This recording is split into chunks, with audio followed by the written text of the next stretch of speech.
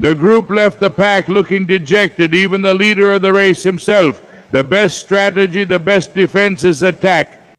The Colombian holds on, sticking to the wheel. 1, 2, 3 men. There they appear in the curve. They quickly pull ahead and go for the race. They're going to decide it. Attention, the next 2.5 kilometers will be dramatic.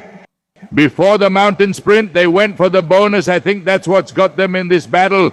Back to Lucho for the commentary. Lucho, I'm listening.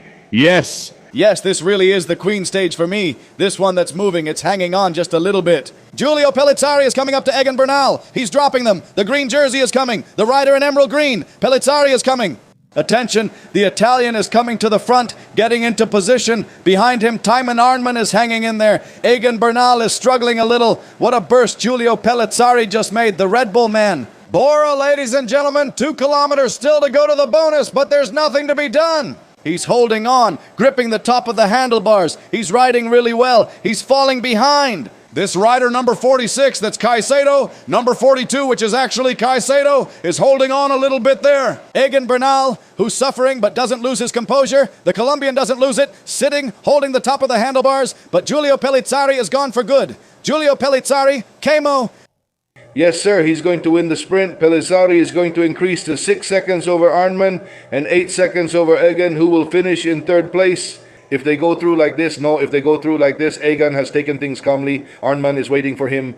He tells him, come on, buddy, 2nd and 3rd are good for us too. And here Pellizzari is going to win, so the intermediate sprint, and he's going to strengthen his lead. Lucho, yes.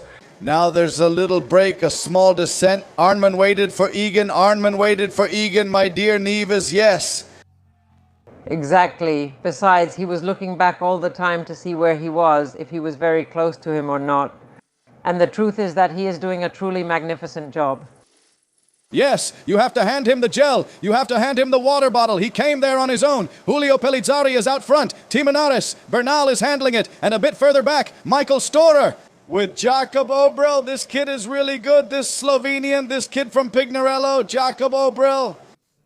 So that's the update. So you don't leave and keep following us. We have more details on the news. We're almost at 1,000 likes on screen. We're still following Egan Bernal's trio, winning every time. What a long descent, right? Michael Storer is behind. Girl, Mr. Iñaki. Can we already talk about the age factor? At 22 years old, Julio Pellizzari is taking risks on this descent and has increased his pace since the top, where the king of the mountains point was passed. On the first pass, and they had to repeat on this second pass, the gap has increased by 27 seconds. And that's because behind him there are 3 relatively veteran riders, Storer and Bernal, both 29 years old, and Timenares, who is 26. So Julio Pellizzari makes those 22 years count, and that's it, and they're risking the descent. Greetings to Nobido, to the whole news team who must be in mourning, which we can also sense over here while watching the race because it's about Egan Bernal. They can't disconnect from the cycling scene in Europe anyway. And this is what we're seeing in the Tour of the Alps. The finish of an extraordinary, inspired Julio Pellizzari. What a performance he's giving today. And Lucho, I think the descent is over for Pellizzari. He's still absolutely hammering it. There are 2.5 kilometers left to reach the finish line. That's what the cyclist in green is sensing. The leader of the race himself, who is only 22 years old, is very young, in great shape, and there's a lot of future in the international peloton. On Sunday, we'll see a 19-year-old guy who is a phenomenon here. He went into the curve. At this moment, the cyclist Egan Bernal, accompanied by Arisman on Storer's wheel, is not helping even a little bit.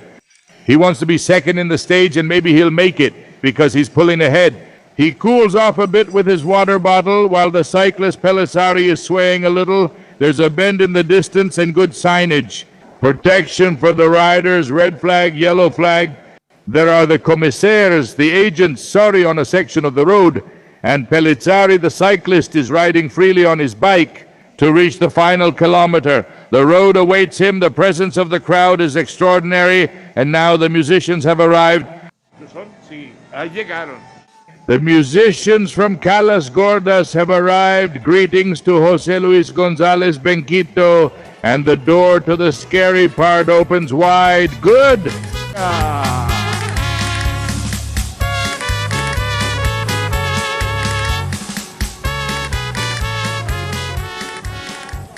with a flourish. Pellizzari is finishing here. The Tour of the Alps has its crowned champion. Does he already have enough of a gap to finish off this last kilometer? He has a 33-second lead in hand. Another turn, he enters the residential area and just needs to find the avenue where the banner is. There are a lot of flags. Be careful, they could get into the wrong lane and lose the race because there are a lot of bags, a lot of signs, a lane that's blocked, and here comes the sprint. Don Lucho, I'm listening. End of the Tour. Spectacular, marvelous, superb, extraordinary. Now Michael Storer moves into first position. They're taking the curve on the left. The fight will be for second place. Michael Storer didn't help. He didn't do any work. Now Egan Bernal moves ahead. 400 meters to go. Ruben, I'll hand it over to you there. On the final stretch, he's coming in. He's gaining a lead. Now the leader, the champion, is the champion. Nothing to do. He'll have only 300 meters left. Ruben, there you have Julio Pellizzari. This promise has become a reality. Taking the last curve, Ruben. Make the call. Ruben through the last two turns and onto the straight. Standing on the pedals, he looks back to gauge the celebration so he doesn't overdo it, and the victory is his. Green light for the boy in the green jersey with the Colombian flag held high, raised well on the left side. He celebrates. Pellizzari crosses the finish line. Let's see. The fight and the sprint for second place are coming with Egan Bernal. They were more than 30 seconds behind. Aresman is the one taking the initiative, heading through the last two turns that Pellizzari has already gone through. And they enter the straight, they start the sprint, giving it everything they've got. Here comes the Colombian Egan Bernal. He's in second, Aresman is third, and Storer is fourth. I think it's been Lucho's life, of course.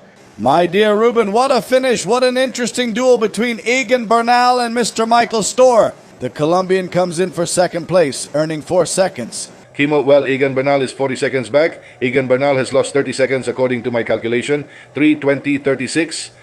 The time used by Pellizzari, Egan Bernal is second at 30 seconds, and that's how they stand in the overall classification. He's 40 seconds behind, and Aresman, who had 4 seconds more, is now 44 seconds behind.